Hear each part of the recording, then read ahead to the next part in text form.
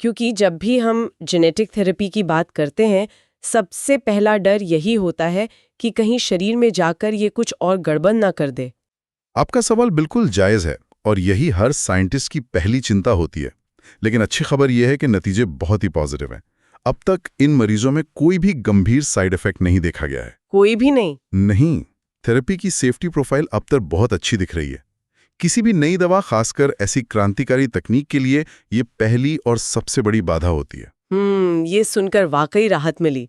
चलो, सेफ्टी का टेस्ट तो पास हो गया, लेकिन क्या असर का भी कोई संकेत मिला या उसके लिए अभी बहुत जल्दी है?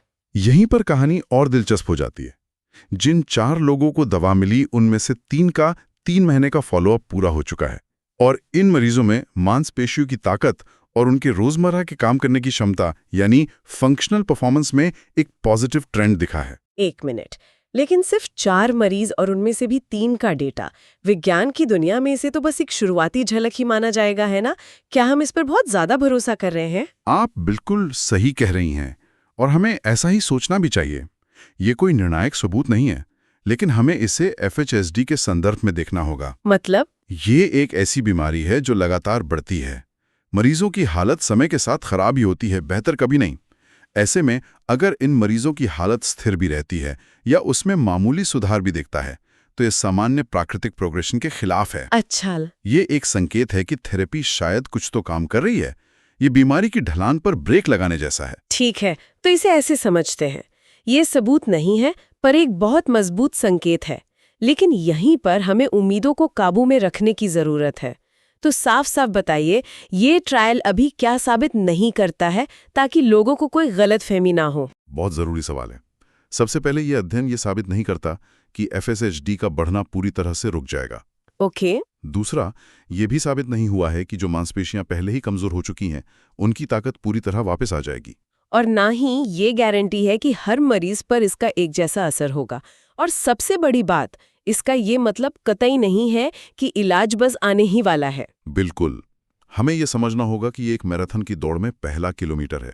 मंजिल अभी बहुत बहुत दूर है। रेगुलेटरी अप्रूवल और बाजार तक आने में कई साल लग सकते हैं। तो फिर इतनी चर्चा क्यों हो रही है? अगर ये सब साबित नहीं हुआ, तो इसे ऐतिहासिक क्यों कहा जा रहा है? क्योंकि ये इस बात पर निर्भर करता है कि ये क्या साबित करता है, और वो किसी क्रांति से कम नहीं है।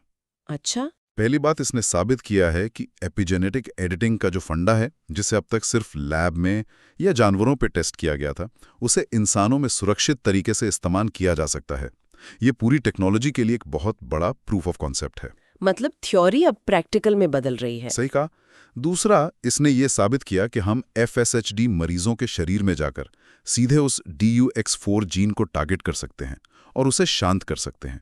मतलब हमारी मिसाइल सही निशाने पर लग रही है। और तीसरा, जो शायद सबसे भावनात्मक रूप से जरूरी है, वो ये है कि इसने दिखाया है कि दशकों की खामोशी के बाद FSHD रिसर्च में अब असल में ठोस प्रगति हो रही है। मरीजों के लिए ये सिर्फ एक और दवा नहीं है, ये इस बात का सबूत है कि विज्ञान ने उन्हें भुलाया नहीं है। ये वाकई एक पावरफुल मैसेज है। तो अब आगे का रास्ता क्या है? ये सफर यहाँ से कहाँ जाएगा? जैसा हमने कहा, ये ट्रायल अभी चल रहा है। अब इसमें और मरीजों को शामिल किया जाएगा, जिससे हमें ज्यादा डेटा मिलेगा। और इन मरीजों पर लंबे समय तक नजर रखी जाएगी, है ना? ये देखने के लिए कि असर कितने समय तक रहता है। बिल्कुल। और ये भी देखने के लिए कि क्या कोई देर से दिखने वाले साइड इफेक्ट्स तो नहीं है। इसके बाद बड़े, ज्यादा कंट्रोल वाले ट्रायल्स होंगे, जिनमें सैकड़ों लोग शामिल होंगे। और उस प्रक्रिया में कई साल लगते हैं। निश्चित रूप से।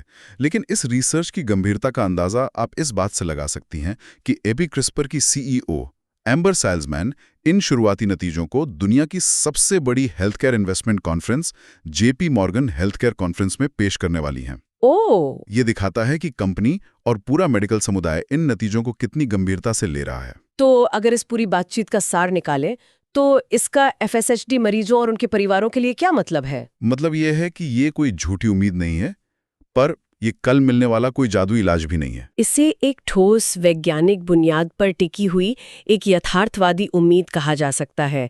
एक ऐसा तरीका जो बीमारी की जड़ पर काम करता है। हाँ, और जो शायद DNA को काटने वाली जीन थेरेपी से ज्यादा सुरक्षित विकल्प हो सकता है। बिल्कुल। और सबसे बड़ी बात यह है, पहली बार DOX4 जीन को शांत करने के लिए बनाई गई एक एपिजेनेटिक थेरेपी ने इंसानों में स्वीकार्य सुरक्षा के साथ बीमारी पर असर के शुरुआती संकेत दिखाए हैं।